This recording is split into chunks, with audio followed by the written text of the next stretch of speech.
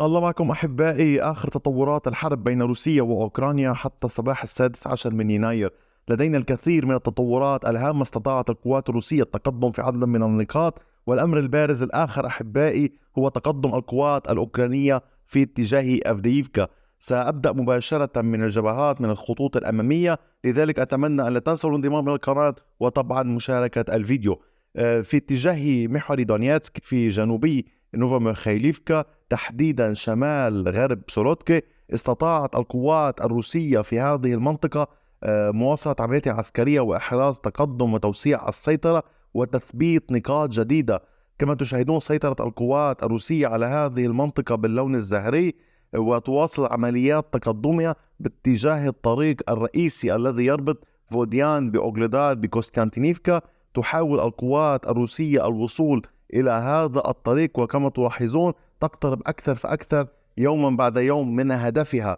الأمر اللافت الآخر أحبائي، وكما ذكرنا في الفترة السابقة، أن القوات الأوكرانية عمدت إلى الانسحاب من هذه المنطقة الرمادية، وتحاول القوات الروسية بشكل مستمر مواصلة التقدم وتثبيت نقاط لها. وأريد تذكيركم بأمر هام جدا أحبائي، القوات الروسية دوما تحاول التقدم بشكل واسع، أي بمعنى آخر أحيانا تخترق على شكل رأس حربة، وأحيانا تحاول التقدم بشكل واسع، بمعنى آخر لن تتقدم فقط بهذا الاتجاه، بل ستحاول التقدم انطلاقا من كافة هذه المناطق، طبعا حسب الظروف المهيئة لذلك وحسب القدرات. طبعا يشارك في هذه العملية اللواء 39. تم استخدام اللواء 155 بحري إلى هذه المنطقة، إلى هذا القطاع، تم نقله إلى هذه الجهة، ما يعني تكثيف العمليات العسكرية وتنشيطها للقوات الروسية وطبعا بعض المجموعات الأخرى. أما باتجاه نوفوميخايليفكا تستمر العمليات العسكرية للقوات الروسية، ولكن دون أن يكون هناك أي تقدم. ولكن كما تلاحظون القوات الروسية تضغط أكثر فأكثر باتجاه نوفوميخايليفكا. والأمر اللافت الآخر أحبائي هي كمية وضخامة الاشتباكات التي تجري في هذه النقطة الرمادية تحديدا. القوات الأوكرانية تحاول بالتمركز في هذه الخطوط، هذه أحزمة الغابات هذا، ومنع القوات الروسية من التقدم باتجاه نوفوميخايليفكا. تحاول تعقيد الأمور بالنسبة للقوات الروسية. طبعا كما تشاهدون الطوق حول نوفوميخايليفكا يقترب أكثر فأكثر مع تقدم القوات الروسية من الجهة الشمالية، لذلك تحاول القوات الأوكرانية الصمود هنا قدر الإمكان. أما في اتجاه أفدييفكا فقد استطاعت القوات الأوكرانية التقدم في هذه المنطقة في جنوبي أفدييفكا. استطاعت القوات الأوكرانية التقدم هنا والسيطرة على هذه المساحة باللون الأزرق كما تشاهدون. هجوم يبدو أن القوات الأوكرانية قد تحاول الالتفاف على القوات الروسية، الضغط على القوات الروسية من الخلف على النحو التالي، وقطع خطوط الإمداد. قد تحاول الوصول إلى هذا الطريق وقطع خط الإمداد الروسي الذي يصل إلى هذه المنطقة إلى الأمام. لذلك يعني فعلا الأمر مريب، ولكن هو متوقع. بالنهاية القوات الأوكرانية تحاول استعادة السيطرة على ما خسرته. أما القوات الروسية تواصل عمليات يعني تتمركز في هذه المنطقة باللون الأحمر الداكن كما تعلمون، وتواصل عملياتها الدفاعية. أما في اتجاه تسالسكا أوخوتا فالمعارك مستمرة، ولكن دون أن يكون هناك أي تقدم إضافي للقوات الروسية. أما في اتجاه جفيرني فأيضا المعارك مستمرة. والأمر اللافت الآخر أحبائي، نعود إلى اتجاه شمال نوفوميخايليفكا باتجاه مارينكا. القوات الروسية بالأمس سيطرت على هذه المنطقة باللون الزهري، وتحاول التقدم والتوغل أكثر فأكثر باتجاه يوريفكا.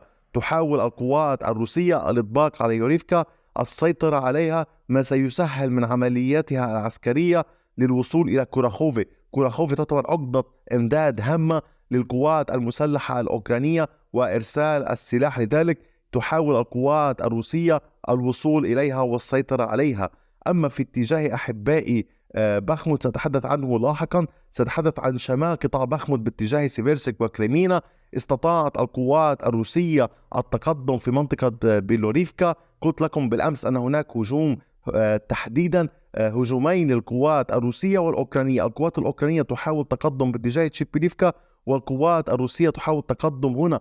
وذكرت لكم أن الطرفين لا يهتمان لهجوم الآخر، بمعنى آخر أن هناك مجموعات من القوات الروسية تتولى الصد هنا وتتولى الهجوم في هذه الاتجاهات. لذلك استطاعت القوات الروسية التقدم والسيطرة على هذه المناطق باللون الزهري كما تشاهدون. هذه هي المنطقة الأولى وهذه هي المنطقة الثانية. إذا أحبائي، تحاول القوات الروسية الاقتراب والسيطرة على المنطقة الصناعية هنا، إضافة تحاول تقدم لاحقا باتجاه المنطقة السكنية. بيلوريفكا قرية مدمرة جدا أحبائي. بيلوريفكا وسبيرني هما أكثر منطقتين أو قريتين في حرب أوكرانيا تبدلت خريطة السيطرة بهما يمكن القول. بمعنى آخر، لم يستطع أي طرف الاحتفاظ بسيطرة ثابتة لمدة طويلة في هذه المناطق، وهذا ما يميز هاتين المنطقتين.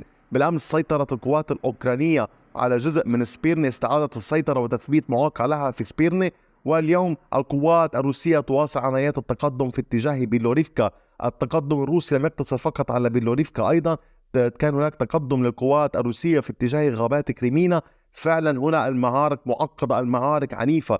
طبعا ما ترونه يعني حاليا من لون أخضر داكن هي غابات كثيفة، غابات كريمينا، ولكن للأسف مع الحرب ومع الضرر الذي حصل بالغابات لم يتبقى كثير من الأشجار. ولكن رغم ذلك العملية معقدة في الغابات نتيجة عمليات استخدام التلغيم لكلا الطرفين. إذا القوات الروسية تقدمت وسيطرت على هذه المساحة هنا. كما أشرت في وقت سابق، تحاول القوات الروسية التقدم انطلاقا من غابات كريمينا باتجاه سيفيرسك بالتزامن مع تقدم للقوات الروسية من جهة شمال قطاع بخموت من هذه الاتجاهات. إذا تحاول القوات الروسية فرض طوق أو نوع ضغط على القوات الأوكرانية في هذه المناطق للوصول إلى سيفيرسك، ولكن تحاول القوات الأوكرانية ممثلة باللواء العاشر الأوكراني كرأس حربة وبمجموعات قتالية أخرى الصمود في هذه المنطقة.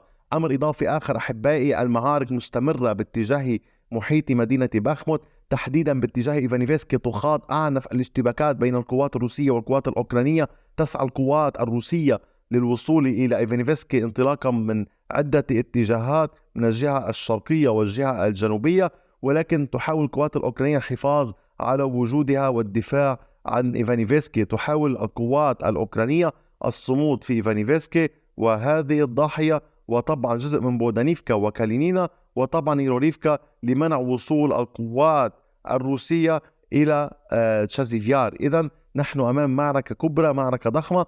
الأوكران قالوا أن الروس حشدوا 60,000 جندي لذلك في قطاع بخموت، لذلك المعركة ليست سهلة أبدا. كذلك هناك حشود أوكرانية. تلاحظون أحبائي الأرقام الموجودة على الخريطة هي أرقام التشكيلات العسكرية للطرفين، للروس وللأوكران، أرقام الكتائب، الألوية، الأفواج وغيرها من المجموعات.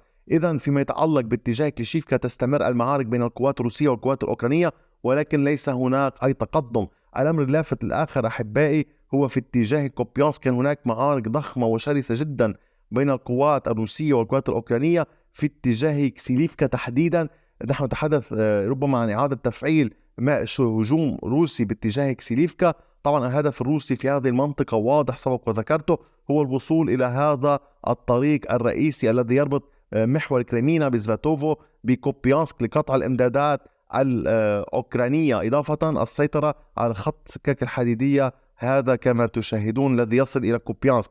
إذن المعركة ضخمة أيضا باتجاه سينكيفكا. ما زالت عمليات عمليات معقدة جدا باتجاه سينكيفكا شمال مدينة كوبيانسك. القوات الروسية تحاول مجددا التوغل باتجاه سينكيفكا. سينكيفكا وكوبيانسك مرتبطة مباشرة بجبهة خاركيف، لذلك العمل لا يقتصر فقط على جبهة كوبيانسك، إنما أيضا مرتبط مباشرة بنتائج مباشرة وغير مباشرة باتجاه خاركيف. لذلك العملية معقدة قليلا في هذا الاتجاه. فيما يتعلق بالضربات الأوكرانية على روسيا، فقد أعلن الروس إسقاط طائرات بدون طيار باتجاه فورونيج مساء أمس، تحديدا بعد منتصف ليل أمس.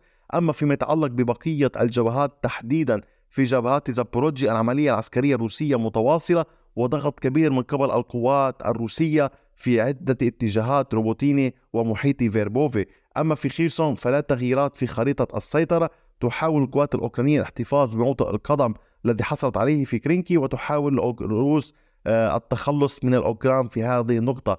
أحبائي، شكرا لكم لمتابعتكم ووقتكم الثمين، وإلى اللقاء بفيديو آخر.